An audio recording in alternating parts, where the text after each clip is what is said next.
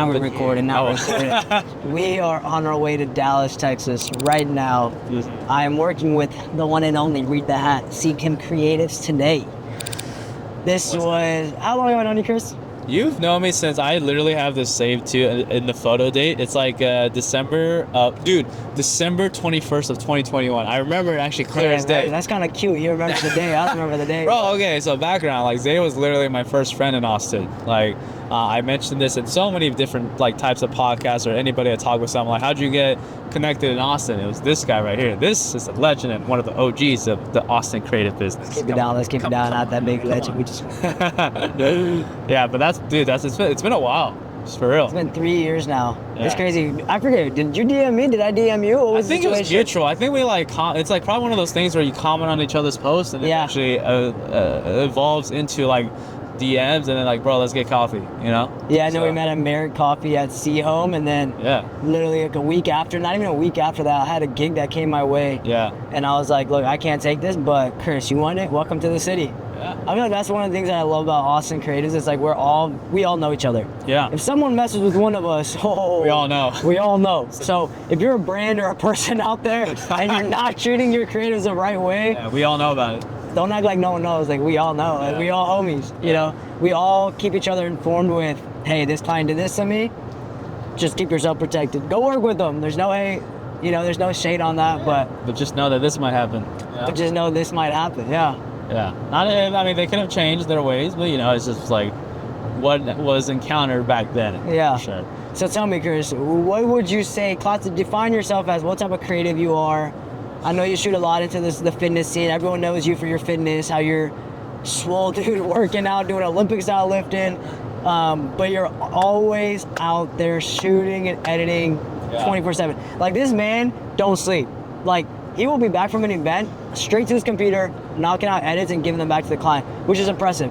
Because I'm gonna be honest, after a long shoot day, I don't want to do that. I want to come home and relax. But you're up in the level of the game. Like you truly are. So just let my audience know, my YouTube audience know. I would have to say that at this point it was like freelance videographer, creative director. But if I were to really give myself a title when it comes to like campaign projects, it'll be a fractional creative director, because there's different brands or business that like contact me for this work and like, hey, look, let's make it so that way you have 3 months worth of assets instead of just making a video for next week.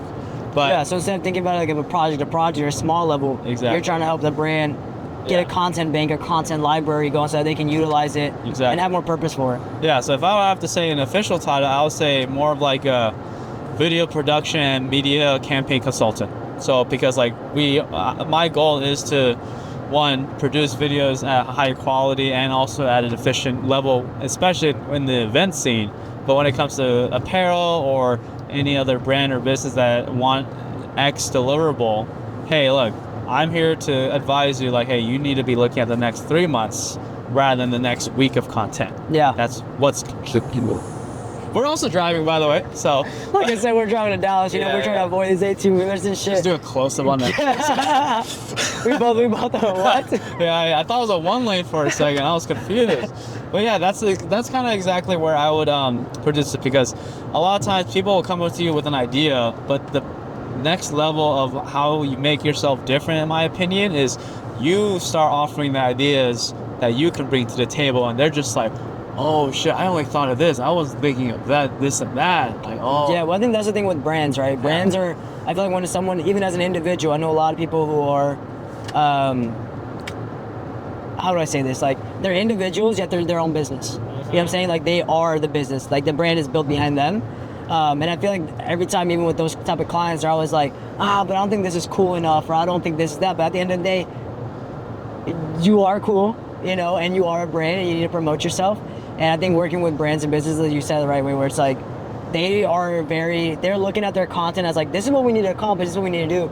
But I think as creatives, and I feel like a lot of creatives that I know personally aren't just people who just hold a camera and take a video. We're masterminds behind this stuff. We've done the marketing, we know what works, we know what things that we can put and execute in the videos to get in the possible highest reach, highest reach that we need. And I think that's why creatives are hiring, companies are hiring us too now. It's because not it's like, hey, I need a photographer, videographer, because if you need that, you can go hire anyone else, you know? Yeah. What makes us different is that we actually have that knowledge and that expertise on the back end where it's like, hey, we can shoot this video, but let's shoot it this way because I know it's gonna get more reach. I know people are gonna engage with it this way. Yeah. You know, I think that's what makes us so different than a lot of other people out there. And I think that like within that involved too, whenever it's like production or whatever we offer, it's like when you secretly give more without even that being originally discussed on the table. There's a cop. Just making sure he's not speed checking me. No, you can go 70. No, I was at It's just 81. Texas. We're gonna get quick. If we get pulled over, this is definitely making a cut. Yeah. We're gonna leave it rolling the entire time. He's gonna walk up to the side. I know, seriously. He's gonna look at my face like, oh, you good. Yeah. What I can say is that when you offer a lot more than originally already planned, like I think I've done this recently where I've been giving UGC user-generated content on top of what I've delivered or anything else fun that we've curated as an extra on-top add-on because it was not a lot of work for me to do, but they see it's so valuable. Yeah. Because like that's another video that usually some people would haggle like, oh yeah, it's gonna cost an extra rate and shit. 100%. You know? Like, but it's I always say this too, the relationship is always gonna be more important at first, especially because like you build that more and more and they'll come back to you more and more. They'll refer you to other people more and more. 100%. You're more likely to get more jobs. Yeah. I think it's all based on the way your client relationship, right? I think you always must set your expectations low, right? You never tell them like, yeah, we're gonna give you this, this, and this. Yeah. You keep your expectations low, but at the end of the day, you always over deliver. Oh yeah. And I'm not saying you over deliver by giving them 10, 15 more videos. You over deliver them what you think is valuable, right? Like for example, when you're going through these edits, you're going through these shoots, you'll find a funny little moment that happens that may not make the cut of the whole video. But what you do is you just make that little piece and you send to the client because at the end of the day, you got to remember that they are gonna value that little video that doesn't matter to their brand because it's a good moment, a good memory that they can have and cherish onto. Exactly. I think that's a good thing to do where it's like I said, set high expectations, but you always over deliver and you give the client what they want. And along with client relations, like, you know the way I work with my clients. Like if you are my client, you know the way I am. I am a goofy dude. And I always love that. Like I love having that type of energy on sets because sometimes you go into production, you bring these big cameras, kind of intimidates the person you're interviewing. Yeah. So I always try to keep a very like happy, funny mood on set so that at the end of the day, we have to know that this is fun. Our job is to literally take photos and videos. You know, back in the day when we first started doing this, people were like, yo, how are you gonna make money making videos and photos? This is how we do it, you know? Yeah. And so I think it's like you said, client relationships is the most important thing. The one thing that if you are starting off and you're watching this YouTube video, one thing that has helped me, and I know Chris, this has probably helped you too as well, Chris, is build those relationships. You know, not every brand is gonna have that big baller budget, but you have to be willing to understand that if you love that brand, your vision aligns with that brand's vision, go for it. Because at the end of the day, if that brand grows, you are going to grow with them. You know, and it may start off small. Like I've had this happen with a boot company in Austin, where when they first contacted me, they were only willing to pay $400, bro. They're like, hey, I only got $400 for 3 hours of your time, and I'll give you a free pair of boots. And you know, I knew that this brand and this business had money. Yeah. You know, and I was like, look, I'm just gonna do this. Let me just go with the flow, see what they have to offer. I did 2 shoots for them. One like 1 month, and the other next month, and they're both at $400 each. So it's only $800 in 2 months. Third month comes around, you know, they love the photos and the videos, the content that we were giving them. And at the end of the day, I ended up getting them for a $2,000 contract. You know, when they first came up to me for $400, at the end of the day, some clients want to build that relationship with you to get to know you a little bit better. They also want to get to know that you're creative and your expertise fits with their brand. You know, at the end of the day, it's all value based. We always say that it's problem solving. Yeah, exactly. You will get paid if you can solve someone else's problem or save someone else's time. Those 2 things. Problem, time. You do those 2 things and anyone is gonna pay you money. And the issue, and not the issue, like, but the most people problem face is you have to let go of your own ego and arrogance 100%. for stuff like that, because like, yeah, it's a smaller budget, but like they said, led into a bigger contract at the end. Like, you have to realize that they don't know who the hell you are. You have to start the relationship first, you know? And that is going to be a powerful compounding impact later on. Well, like absolutely, because like there's definitely like I will say too. Actually, recently I did a job where like this person only had like X amount of budget. I'm like, you know what, this seems like a cool project. Plus, if it's seen, I'm valuing it as like a potential like reach, then I would do it for that budget. And it's how you make it seamless and less time consuming for you. Yeah. Is where it's more important. Right? So for those who don't know, Chris actually you grew up in California, right? Yeah, LA. Grew up in California, LA boy. Tell us about your experience of starting off. Like, what got you in behind the camera? Like, I know it's been a long journey for you, just like me. Yeah. But what really made you pick up a camera and start shooting? Was it for fun? Did you literally pick up a camera and say, I'm gonna make money out of this? Yeah. Like, what was that? No, my original goal back in like when I was living in LA, like I was more into the fitness training route, trying to become my OG goal was becoming a Nike fitness trainer, like Okay. that level of like group trainer or like independent, right? And I bought a camera for myself because I wanted to take content of myself at the gym, doing workouts or curate skits and all that YouTube shit. Yeah. And that was my original goal. And mind you, this was before Reels. This was before all the other stuff. Give us a year, a timeline, so people can know. Man, We're in 2024 right now. How long ago was this? okay, so I think I bought my first camera when I was 2019, the Canon T6 Rebel, originally yeah. for myself. And then, for some reason, I started taking pictures of people at the gym just to test out everything that I was working out at the time. And I kind of enjoyed that process of kind of like composing certain shots, getting certain shots. And then I got hit up for a wedding one day because a friend found out that I started doing photos.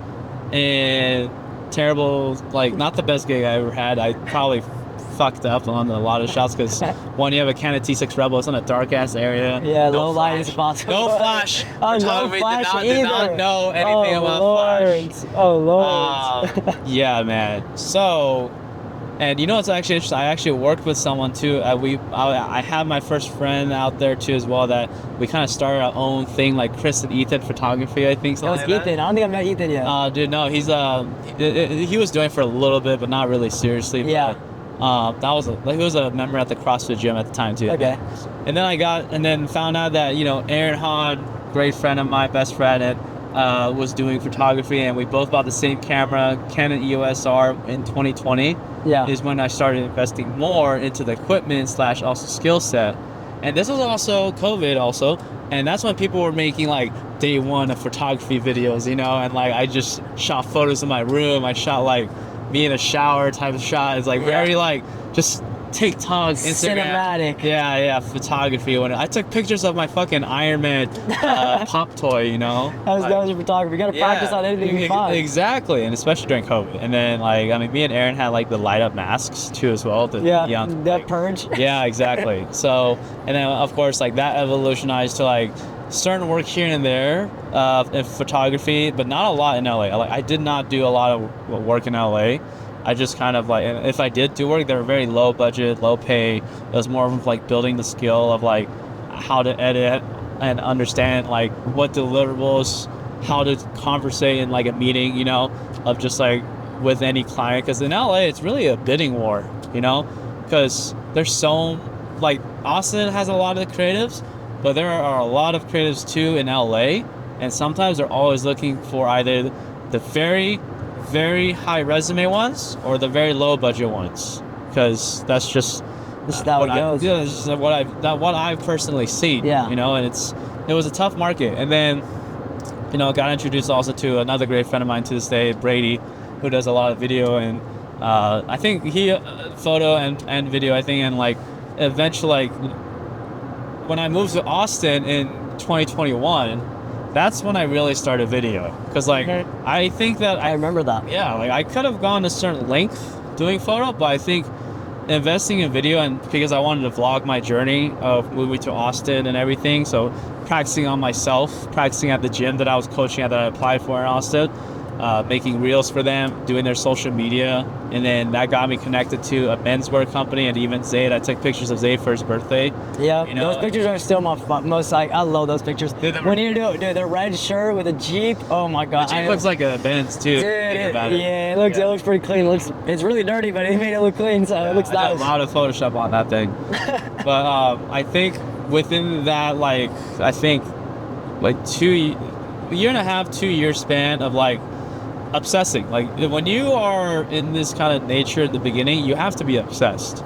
You know, and you do get obsessed with it because you're on Instagram all the time looking at all the cool other creatives and what they're doing. You try to replicate it. Which can be good and bad, and I want to touch on that in a little bit, but... Yes, probably imposter syndrome, right? That time? Yep. Yeah. But I think it's a level of just like constantly learning, constantly getting like making different like friends and connections and relationship building and just like wanting to always improve. Like I can't tell you, like, I look at my website like at least like once a week and just change maybe one wording here or one picture there. And because I feel like I wanted to get better and I wanted to get more noticed, and now learning new things on what you should do, not only just from a website business perspective, but also how are you sending your quotes to people? Yep.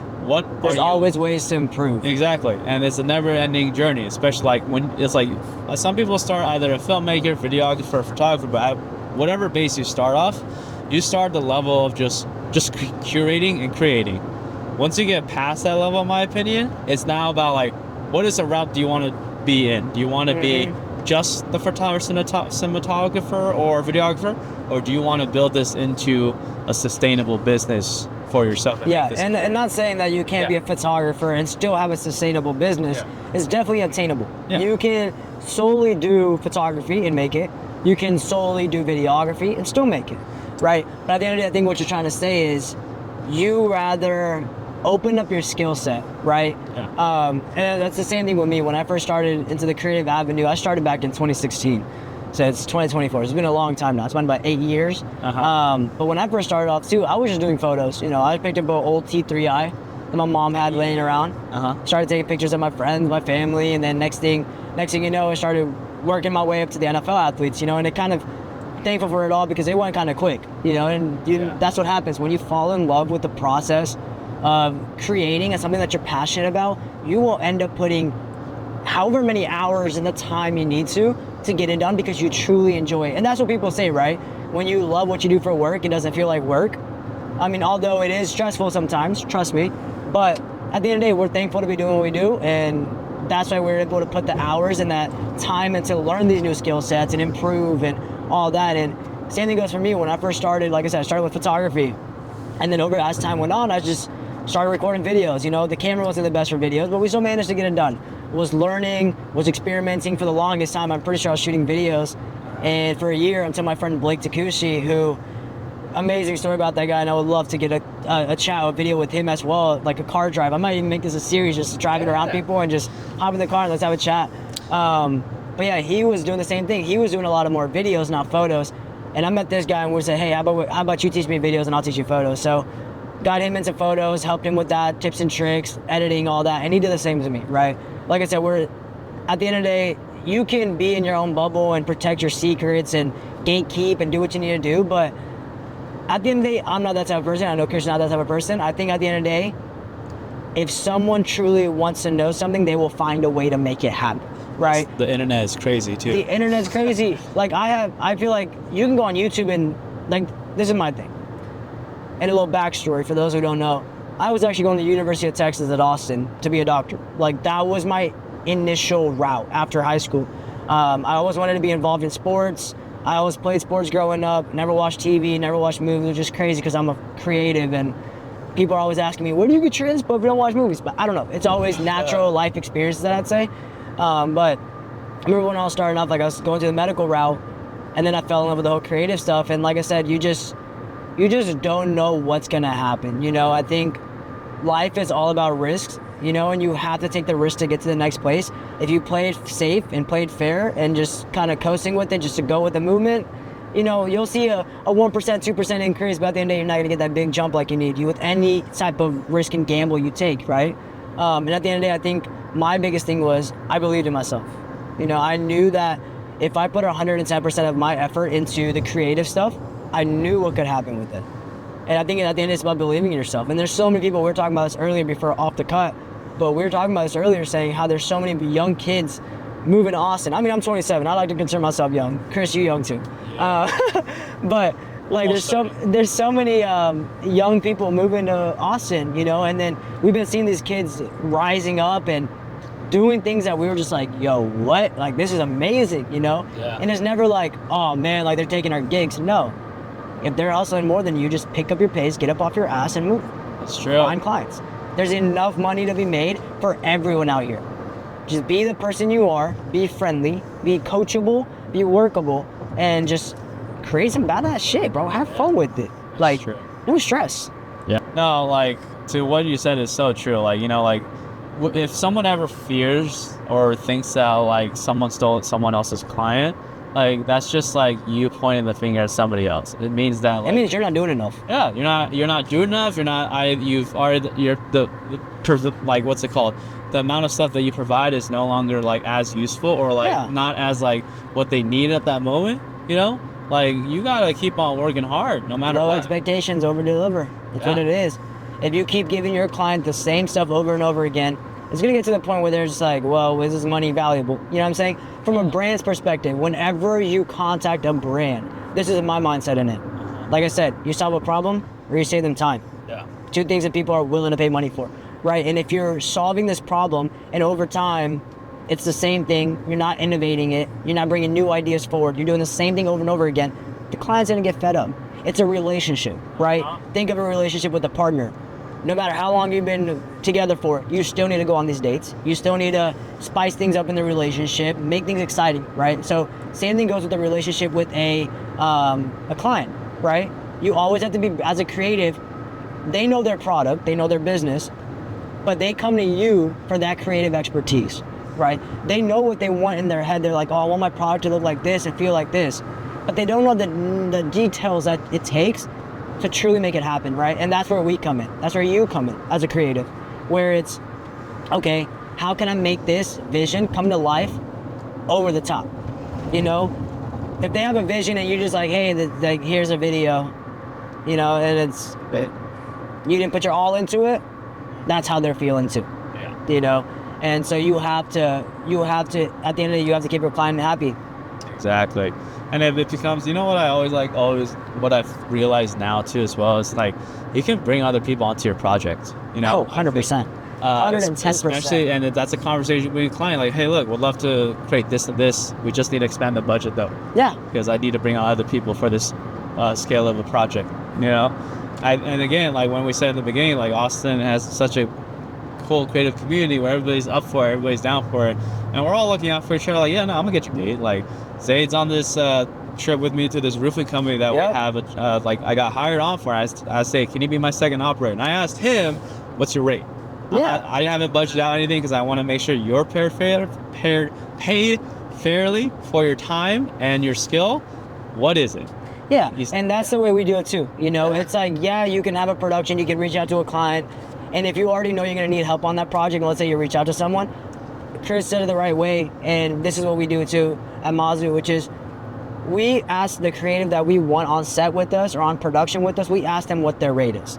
You can have a predetermined rate, you know, you kind of have a ballpark where, like, hey, you know, if it's the last minute, you already discussed the project, details of budget and all that, then it makes sense, like, hey, this is the budget that I've allocated for and that's all I can afford.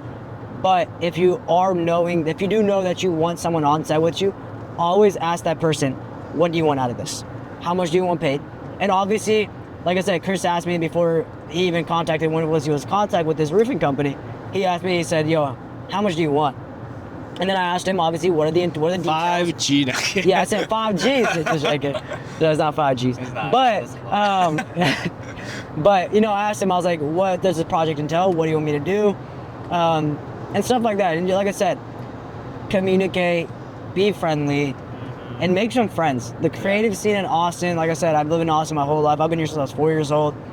And Chris, you've obviously experienced LA and California creatives, and you know that the Austin creatives are very different. Oh, 100%. Like, there's no gatekeeping really. Everybody's willing to talk about how they work or how they process things, and just like it's a lot more of a collective gathering than it is like a gatekeeping, which I feel like there's a lot more of that in LA. You know, I feel like you don't really meet up with other creatives too in LA. I mean, sure, it's a hard city to kind of like do Meet this. up? Yeah, meet up, Yeah. kind of, really, but not really.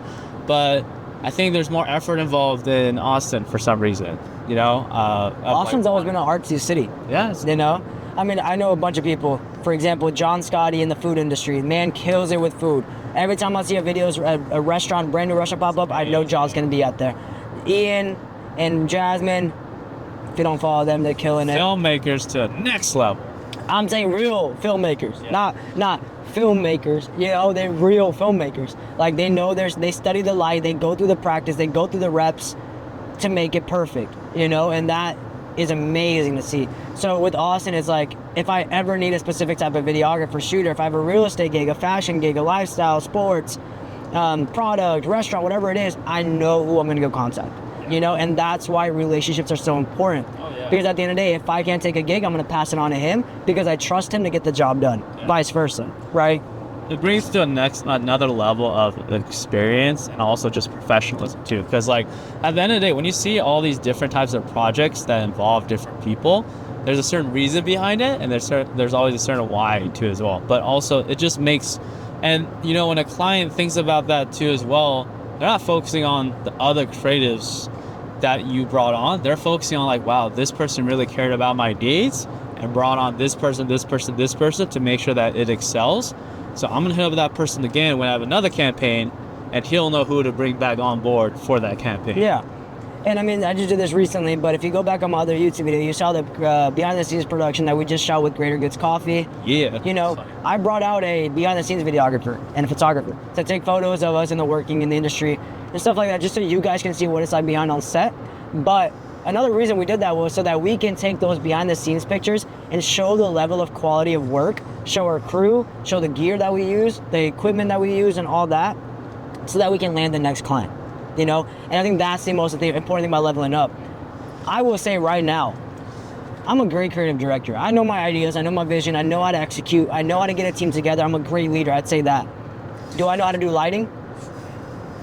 Am I the best sound guy? I mean, sound, you just put a mic, but still, there's elements and there's levels to it, right? I wouldn't say I'm the best light guy. And if we have a production, well, guess what? I'm hiring someone who can do lighting. You know, like my buddy Zaming, and all these people that I'm talking about, I'm gonna put up their Instagrams as we talk about them right here. That way you can kind of see these people, you can follow them, and if you ever need to reach out to them, hit them up. They're amazing, talented people.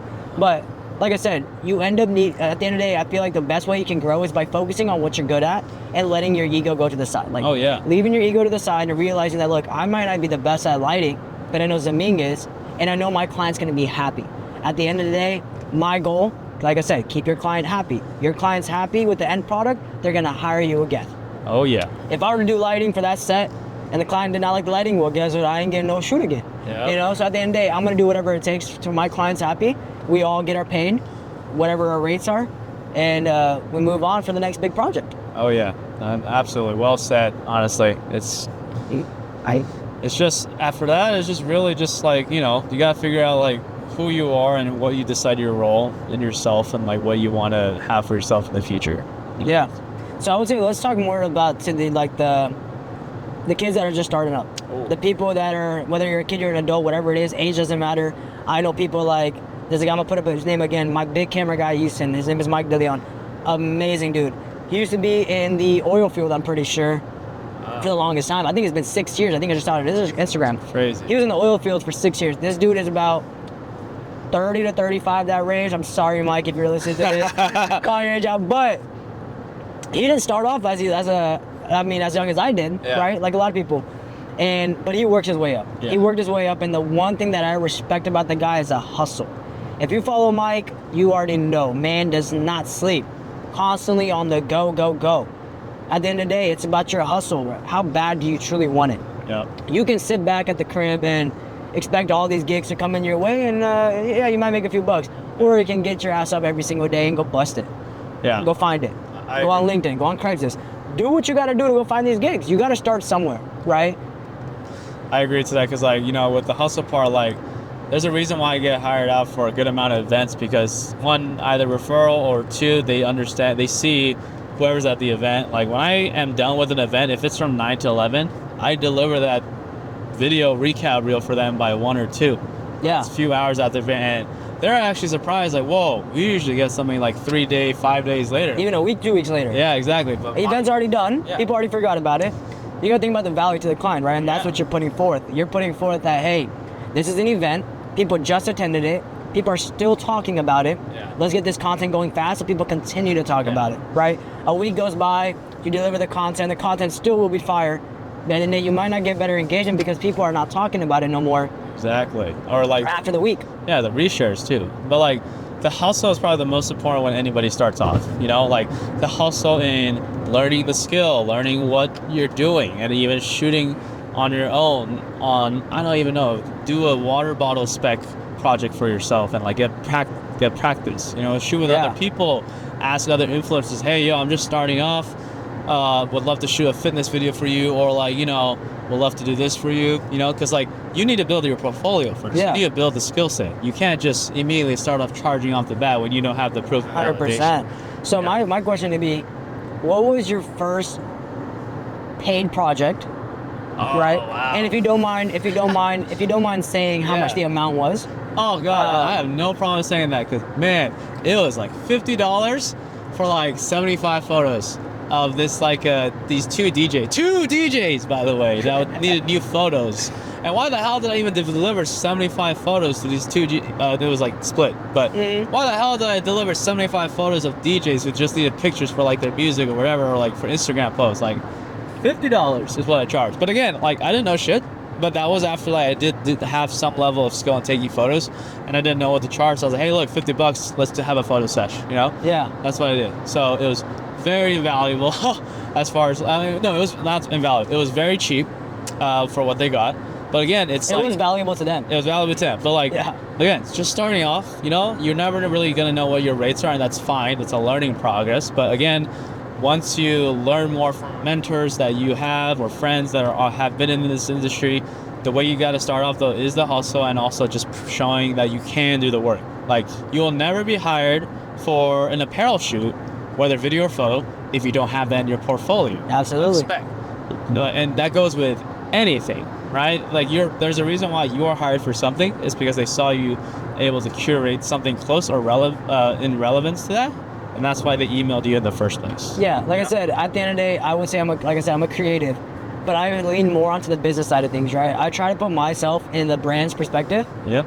And put yourself in the brand's perspective, not a creative perspective, right? As a brand, you have this project and you have this service, right? And you're not gonna go hire someone to shoot your content and pay them a good amount of money if you've never seen them do it, right? It's like you're just putting a risk in you're putting your money down on black or red. It's either gonna hit or it's not gonna hit, right? So I think creating those spec projects is super important. Our good friends Jasmine and Ian, they are always doing spec projects, which is great. Ian just did one with a guy on social media named Harrison for the Whoop one. Chris Yu actually the model for that. It was. And they crushed it. And guess what that did? I'm pretty sure that got Harrison a gig. He had a meeting with Whoop actually. Yeah. There you go. So like I said, find a product, find a company that you are truly passionate about that matches what you want to get into, right? When you're first starting off in the creative industry, you're always going to hear people saying, niche down, niche down, niche down. To be honest, a lot of people do that. They niche down to sports, stuff like that. I personally don't. My agency covers real estate, fashion, lifestyle, sports, construction, It's a lot of stuff. Yeah. anything, It's right? my first like roofing one that I've done. Yeah, but pretty much like I don't say no to the gigs. What I look for is the company actually on the right page? Meaning, are the company's intentions right? Like, are they truly trying to grow this thing, or are they just trying to create content? Excuse me. Are they just trying to create content? Because if a company's trying to just create content, if a company's just trying to, all right? yeah, I just need some water. If a company's just trying to create content, nah, you can go find someone else, right?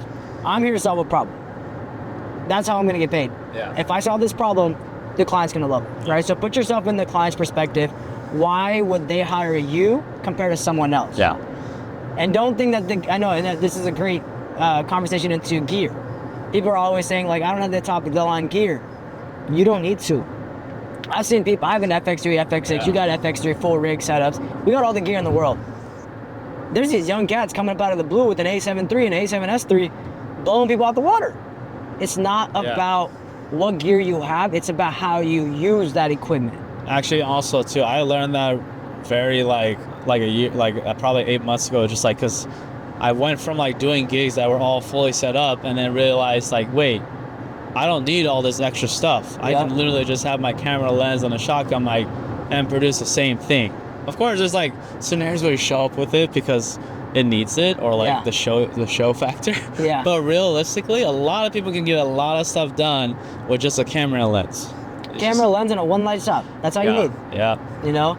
So I think it's like, if you are starting off and you're like, man, I only have this camera, don't worry about that. Yeah. Don't worry about that. All you need to worry about right now is learn how to use that camera. Yeah. Once you master that camera and know everything about it, then you can be like, save the money up and slowly start bringing that and get another camera. You know, you don't need to go off and buy an FX6 or a Red camera off the bat when you're just starting. Yeah. Great, you can get it. I've known people that have done that. You know, their first Yeah. camera was a Red, but at the end of the day, that's not going to really benefit Yeah. you. You rather put that time in to learn the equipment, learn everything, Yeah. and then grow from there. I think the full-time filmmaker guys, like, they really put that into big perspective. They would do a beginner holding like a $30,000 camera setup and Versus like a smaller camera. No, the expert videographer holding just like a basic $1,000 camera. Yeah. And the beginner person would create like subpar stuff, but the expert person would create an amazing thing out there from this camera. So that's a huge like component, which I love the fact that they did those series. Yeah, it shows you that it's all about the skill. Yeah. You know, we have our gear. Yes, our gear can help to a certain extent, but if you don't know how to use that gear, then what's the point of it? I will say this too, and I feel like only because like I've been getting this recently of like, and you've probably been getting them too as well, like of people like DMing you, asking you to pick your brain and like, or like this and that, you know? Yeah. I will say the number one thing, especially with the internet being so vast and so wide and an abundance of information, make sure you do the due diligence to look for it yourself first. Because I think that people always forget, like, they want to go into the minds of the professionals and the creatives, but like, we also all learn the same way. Whoa, camera moving! Ah! Damn! Let's wait for this turn. Oh, I didn't expect that actually. You're good. Oh, damn, what the hell is going on? Oh, I get connected again. Yo. It's, yeah, it's, There you go.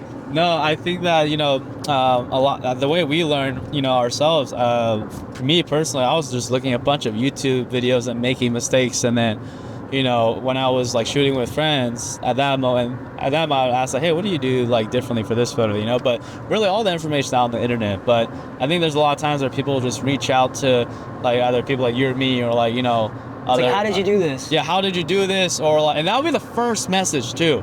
Like, not like an introduction or like building the relationship. Yeah. Like, beside building a relationship with clients, let's talk about if you want to learn from like other creatives that inspire you, or notice that you've noticed that this creative is like doing pretty well in this industry and you're trying to get into that too.